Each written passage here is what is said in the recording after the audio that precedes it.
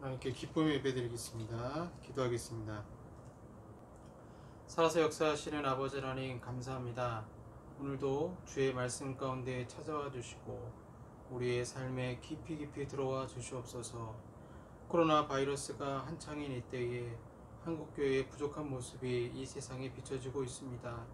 하나님, 교회를 용서해 주시고 교회가 이제 예수 그리스도 안에서 새로워질 수 있도록 도와주시옵소서. 그 교회가 건물이 아닌 곧 우리 자신이라는 사실을 잊지 않게 하시고 이 시간 하나님만 바라보면서 믿음 가운데 우리의 마음의 성전이 새로워지며 말씀 가운데 예수 그리스도의 피뿌림을 받아서 하나님 깨끗하고 정결한 심령으로 주님 앞에서는 거룩한 성전으로서 주님과 교제하는 우리 마음의 장이 더 깨끗해지고 하나님만 이 시간 바라볼 수 있도록 주여 도와주시옵소서. 예수님 이름으로 기도합니다. 아멘. 성경 말씀은 열왕기상 9장 1절에서 9절 말씀입니다. 열왕기상 9장 1절에서 9절 말씀. 제가 가진 성경은 구약 528쪽입니다. 열왕기상 9장 1절에서 9절까지 말씀입니다. 제가 봉독하겠습니다.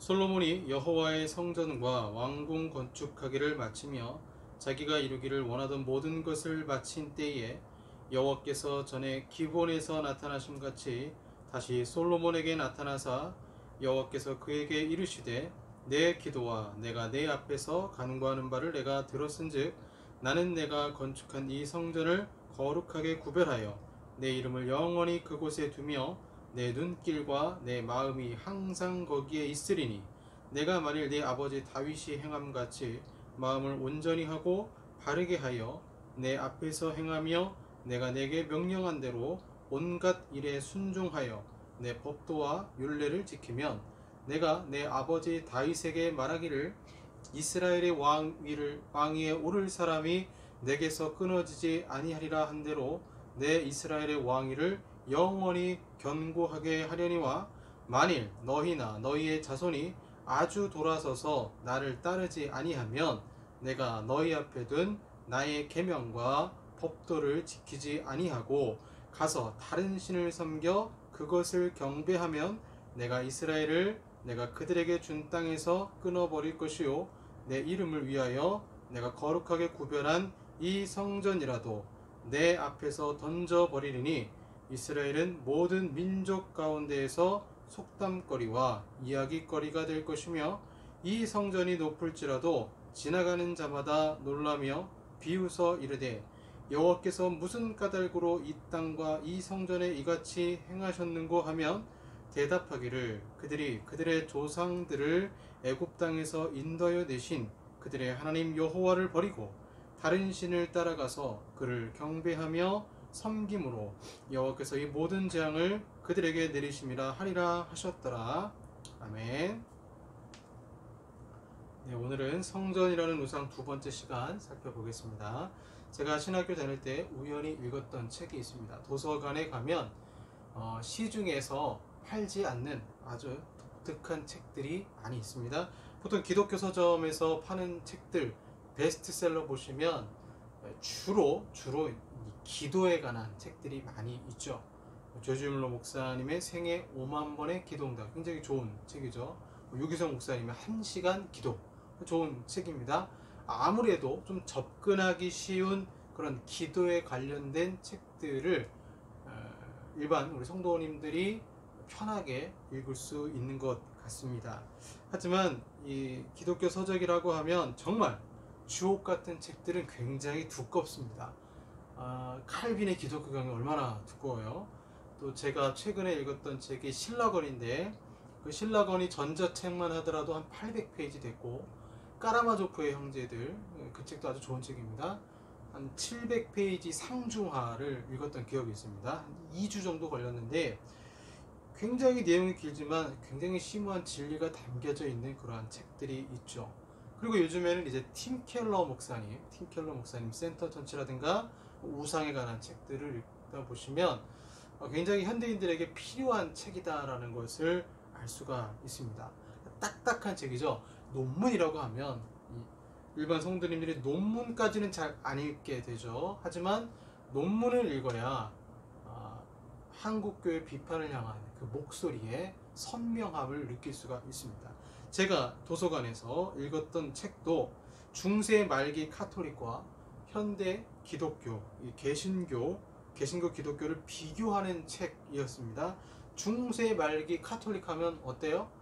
굉장히 타락했던 교회가 타락했던 시기이고, 그 타락한 시기의 중세 교회와 현대 개신교 기독교를 비교한다는 것은 비슷하다는 것입니다.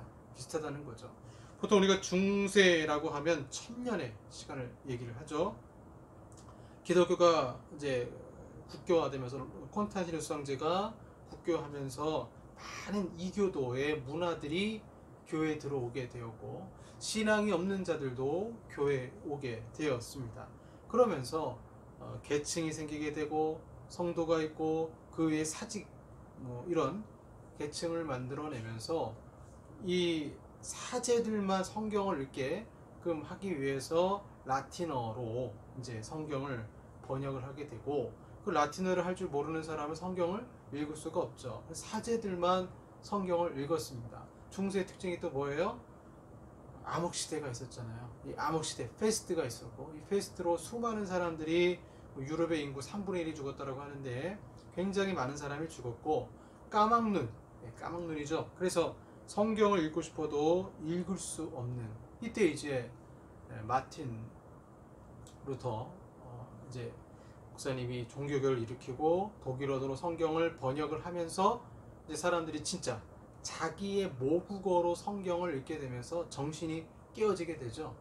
르네상스 원문으로 돌아가자 했던 운동들이 성경도 원문으로 돌아가면서 자국어로 성경을 읽게 되었습니다. 그러다 보니까 이 중세 말기에 타락한 그 모습을 보시면 얼마나 타락했는지, 사제라는 사람이 결혼을 하고 자녀를 두게 되고, 그 자녀를 수용할 수 있는 공간을 만들기 위해서 고아원을 만들고, 면죄부로 협박하면서 당신의 부모가 연옥에서 천국으로 가고 싶다면 면죄부를 사라. 그러면 부모가 천국에 갈 수 있다. 당신의 죄업도 없어질 수 있다. 그렇게 얘기를 한 거죠. 성 베드로 성당을 짓기 위해서 말도 안 되는 건축 헌금을 요구하고, 마치 그것이 부적과 같이 되어서 내가 천국 갈 수 있는 하나의 징표가 된 것입니다. 이를 지켜보고 있었던 마틴 루터 목사님은 도저히 용납할 수 없는 거죠. 왜? 본인이 참되게 성경을 읽어보니까 오직 의인은 믿음으로 말미암아 살리라라고 했는데, 어디 선행을 하고 헌금을 한다고 구원받냐? 그게 아니라 예수 그리스도를 믿어야 구원받는 거 아니냐라고 하면서 오직 은혜, 오직 믿음을 강조하게 된 것입니다. 오직 성경을 강조하면서 이 중세 말기 교회, 타락한 교회를 향해서 우리가 초대교회, 원래 성경에 기록된 교회로 돌아가자라는 그런 운동이 일어나게 된 것입니다. 오늘날은 어떨까요? 가장 존경받지 못하는 종교인이 목사가 되고 말았습니다. 코로나 이후로 교회를 바라보는 사람들의 시선이 곱지 않습니다. 더군다나 최근에는 이 교회들을 중심으로 바이러스가 번지고 윤리가 없는 기독교, 비상식적인 모습을 보면서 교회는 더 큰 어려움과 싸잡아서 욕을 먹고 있는 것입니다. 교회를 개척하고 어떻게든 임대 건물 얻어서 나중에는 자기 건물 사고, 성도들 헌금 모으면 또 건물 확장하고, 부동산 사들여서 교육관을 짓고, 한국교회는 성전이라는 명칭으로 건물을 짓는데 성경에는 그러한 성전은 없습니다. 예수님이 자기 몸이 성전이라고 하셨고, 사도 바울은 우리가 곧 성전이라 했습니다. 그래서 뜻있는 목사님들은 교회를 성전이라 부르지 않고 예배당이라고 부릅니다. 성전이라는 이름을 붙여서 건축 헌금 많이 받고 이를 헌신이라는 이름으로 강요하게 됩니다. 죄송하지만 중세 말기 카톨릭과 다를 바가, 면죄부를 팔았던 카톨릭과 다를 바가 없는 것입니다. 교회에서 가장 중요한 것은 성전을 짓는 것이 되고 말았던 것입니다. 뭔가 이 시대에는 새로운 패러다임이 필요하지 않을까 생각이 듭니다. 오늘 본문을 보시면 솔로몬이 여호와의 성전과 왕궁 건축하기를 마치며 9장 1절에 이렇게 나오고 있습니다. 여호와의 성전을 7년을 지었고요. 자신의 왕궁을 13년이 걸렸습니다. 그러면 성전이 클까요? 아니면 솔로몬 왕궁이 더 화려할까요? 솔로몬의 집이 더 큽니다. 솔로몬 나름대로 자신의 인생에서 패러다임의 전환을 시도한 것입니다. 그의 아버지 다윗은 어떻게든 성전을 짓고자 했지만 성전을 지으려면 조건이 무엇이에요? 샬롬의 왕입니다. 평강의 왕이 되어야 되는데 다윗은 평강의 왕이 될 수 없었어요. 수많은 전쟁을 치렀기 때문에 피를 흘렸기 때문에 그가 예루살렘 성전을 지을 수가 없었고 그는 재료를 모았습니다. 그리고 그 모은 재료를 이제 그 아들 솔로몬이 성전을 짓게 된 것이죠. 그래서 여러 가지로 이 여러 나라 히람이나 이런 두로 나라의 어떤 도움을 얻어서 목수를 고용해서 성전을 짓게 되어지고 8장 보시면 열왕기상 8장에서 솔로몬의 기도가 나오는데 기도할 때 우리의 기도에 응답해 달라고 성전을 향해서 기도할 때 우리의 기도에 응답해 달라고 기도하고 있고 심지어 선교의 개념까지 들어가서 이방인들의 기도도 응답해 달라고 말하고 있습니다. 우리가 알 것은 분명히 솔로몬은 좋은 취지로 성전을 지었다는 것입니다. 그런데 오늘 본문의 하나님의 기도 응답이 무엇입니까? 2절에 여호와께서 전에 기브온에서 나타나신 같이 다시 솔로몬에게 나타나사 다시 나타나셨대요. 다시. 그럼 그 전에 언제 나타나셨어요? 기브온 산당에서 1000번제를 드렸을 때 지혜를 구했잖아요. 그 지혜를 구할 때 하나님은 솔로몬에게 지혜만 주신 것이 아니라 금은보화를 같이 주셨습니다. 그 어린 솔로몬이 듣는 마음을 달라고 했을 때 지혜를 달라고 했을 때 하나님은 기뻐하셨습니다. 마치 우리는 이 구절만 딱 보면 동일하게 하나님이 감동하실 것이라고 생각하게 됩니다. 왜냐하면 기브온에 나타나심 같이 다시 솔로몬에게 나타나사라고 나와 있기 때문에 그렇습니다. 동일한 반응인 것 같죠? 그런데 동일한 반응이 아니에요. 4절 보시면 내가 만일 내 아버지 다윗이 행함같이 마음을 온전히 하고 바르게 하여 내 앞에서 행하며 이렇게 말씀하고 있습니다. 4절에 하나님의 응답은 너 다윗과 같이 행해야 된다. 내 아버지와 같이 율법을 지켜야 된다라고 말씀하고 있습니다. 다윗이 율법을 지키고 여호와의 말씀에 순종한 것처럼 솔로몬 너도 순종해라. 그리고 이스라엘 백성들에게도 만일 너희가 너희의 자손이 아주 돌아서서 나를 따르지 아니하며 내가 너희 앞에 둔 나의 계명과 법도를 지키지 아니하고 가서 다른 신을 섬겨 그것을 경배하면 우상 숭배하지 말라는 것입니다. 그리고는 계속 성전을 두고도 우상 숭배를 한다면 하나님은 오늘 초를 뿌리는 것처럼 그냥 이 성전도 버리겠다, 허물겠다라고 말씀하십니다. 기브온에서 1000번제를 드렸을 때 여호와 하나님의 응답이 긍정적 답변이라면 오늘 본문의 하나님의 응답은 부정적 답변입니다.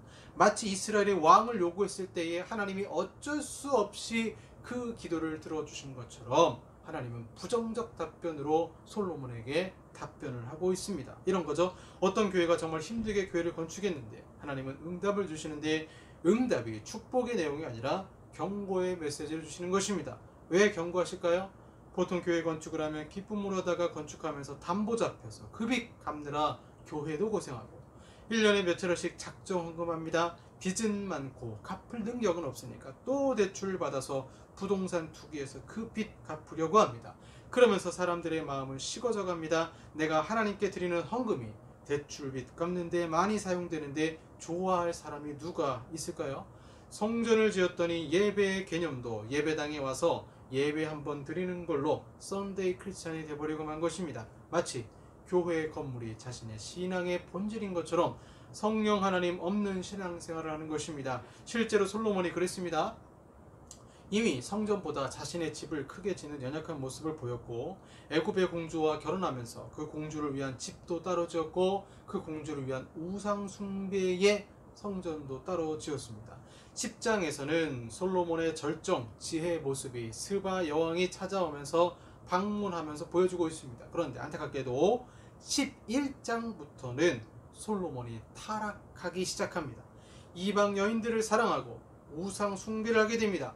솔로몬은 성전을 지은 사람이지만 한편으로는 우상을 들여온 사람입니다. 그러니 여러분, 예수님의 족보를 보세요. 마태복음에는 왕권, 왕통의 족보이기 때문에 솔로몬이 예수님의 조상으로 나오지만, 누가복음에는 당연하죠, 솔로몬이 혈통으로서 존재하지 않고 있습니다. 혈통은 다른 사람, 나단인가요? 다른 사람이 이 예수 그리스도의 족보에 올라가 있는 것을 보게 됩니다. 오늘도 마찬가지입니다. 교회 건축에 온 힘을 쏟고 하나님 나라를 위한 에너지는 고갈되고만 것입니다. 레디컬 책에 나오는 이야기입니다.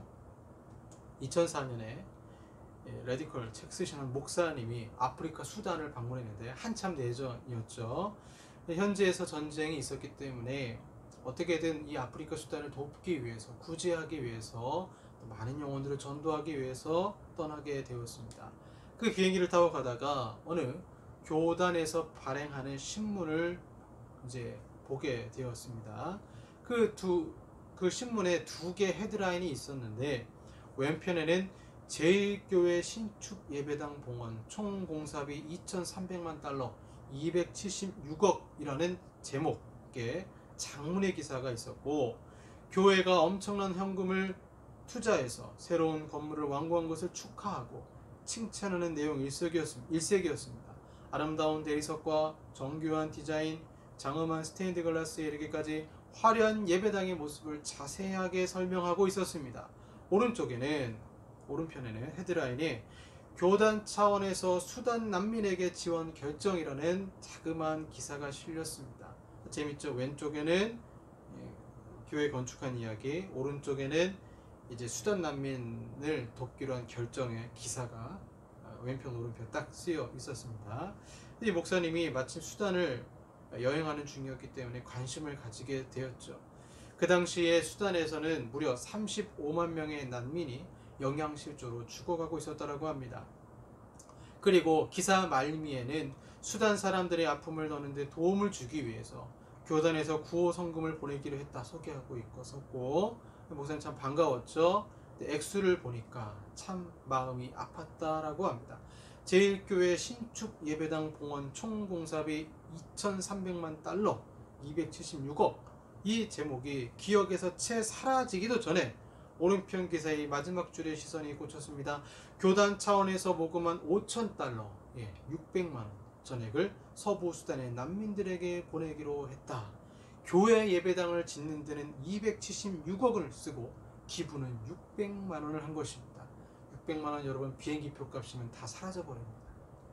오늘날 성전 중심의 기독교, 이런 기독교를 자기 중심적인 기독교라고 부릅니다. 자기 중심적인 기독교. 교회가 수단인데, 이 세상을 충만케 하는 수단인데 교회가 목적이 되어버리면 자기 중심적인 기독교가 되는 것입니다. 하나님은 솔로몬의 중심을 보셨고 성전을 짓는 것보다 더 중요한 내 자신이 성전이 되어 하나님과 교제하는 삶에 더 관심이 있으셨습니다. 우리가 주님을 믿는다고 하면 가장 중요한 것이 무엇일까요? 일보다 주님을 사랑하는 것입니다. 하나님을 사랑하면 하나님의 일에 관심을 가지게 되어 있습니다. 하나님의 일이 무엇일까요? 성전 건축일까요? 아닙니다. 이때 말씀하신 성전 건축은 나와 이웃과 이웃 간의 사랑으로, 하나님 말씀 가운데 순종함으로 하나의 공동체를 이루는 것이 예수님이 보실 때는 그것이 아름다운 성전인 것입니다. 주님이 몸에 피를 흘리시고 물을 흘리신 것이 어마어마한 건물을 건축하라고 흘린 그런 교회를 만들려고 하신 것이 아니라, 마치 예수님께서 12제자를 훈련시키시고 그들을 파송하신 것처럼 우리도 동일하게 제자 사역을 하고 그들에게 말씀을 가르치는 것, 성령 충만한 공동체가 되는 것을 교회라고 말씀을 하시는 거죠. 말라기서 3장 10절과 11절 말씀입니다. 만군의 여호와가 이르노라, 너희의 온전한 11조를 창고에 들여 나의 집에 양식이 있게 하고 그것으로 나를 시험하여 내가 하늘문을 열고 너희에게 복을 쌓을 곳이 없도록 붙지 아니하나 보라. 만군의 여호와가 이르노라, 내가 너희를 위하여 메뚜기를 금하여 너희 토지 소산을 먹어 없애지 못하게 하며 너희 밭에 포도나무 열매가 기한 전에 떨어지지 않게 하리니. 이스라엘 공동체가 온전한 공동체가 되려면 구제 11조를 해보라는 것입니다. 창고에 들여서 11조를 채우고 매 3년 끝에 그 소산을 이웃들과 나누라는 것입니다. 그러면 하나님이 하늘에서 비를 내리고 메뚜기가 그 곡식들을 침범하지 않도록 복을 그들에게 내리시겠다라고 말씀을 하십니다. 신명기 말씀 14장 29절에도 이렇게 나와 있습니다. 너희 중에 분깃이나 기업이 없는 레위인과 내 성 중에 거류하는 객과 및 고아와 과부들이 와서 먹고 배부르게 하라. 그리하면 내 하나님 여호와께서 내 손으로 하는 범사에 내게 복을 주시리라. 복을 약속한 11조는 유일하게 구제의 11조입니다. 구제의 11조는 하나님이 복을 허락하시고 약속하셨습니다. 하나님은 성전을 더 아름답게 가꾸라가 아니라 구제의 11조를 드리라고 말씀하십니다. 화려한 성전보다 만약 솔로몬이 이웃을 더 생각했다면, 백성들의 노동력 관치하지 않았다면 그가 죽고 난 후에 르호보암 때에 나라가 둘로 쪼개지지는 않았을 것입니다. 성전이라는 우상, 코로나 이후 교회는 새로운 패러다임을 맞이하게 될 것입니다. 레디컬한 복음의 능력, 이를 절실히 필요로 하는 시대에 우리가 와 있습니다. 저도 코로나19를 겪으면서 굉장히 많은 충격과 무엇이 교회의 본질적인 모습일까에 대해서 고민하고, 또 제 자신 나름대로는 가정에서 예배를 드리고 있고, 또 요즘 사회적 거리두기 이제 2단계, 3단계까지 갈 것 같은데 온라인 예배로 저희도 이제 진행을 하고 있습니다.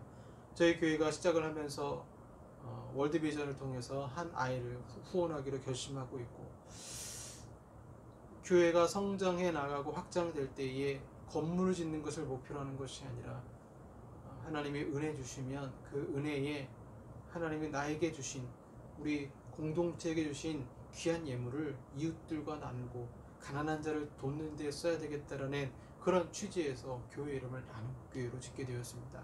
솔로몬이 짓는 화려한 성전이 아니라 그 화려한 성전보다 하나님이 더 귀하게 여기시는 것, 바로 이 구제사역에 힘쓰고 사랑을 베풀고 말씀을 나눔에 하나님께서 기뻐하심을 믿습니다.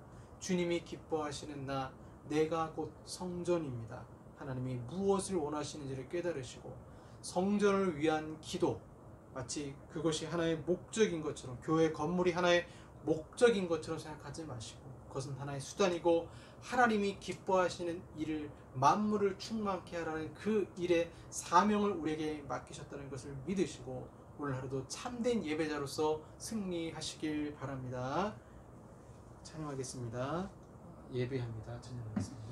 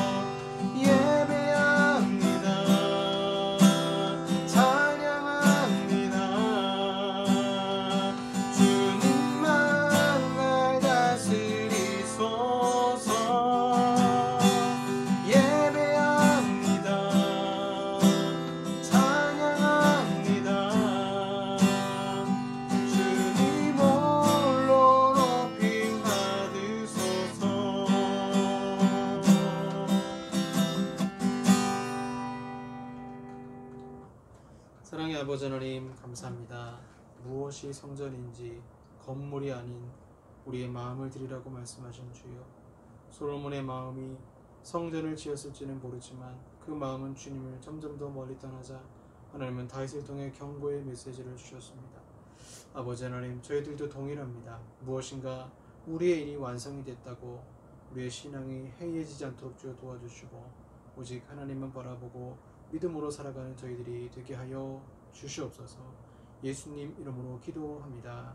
아멘.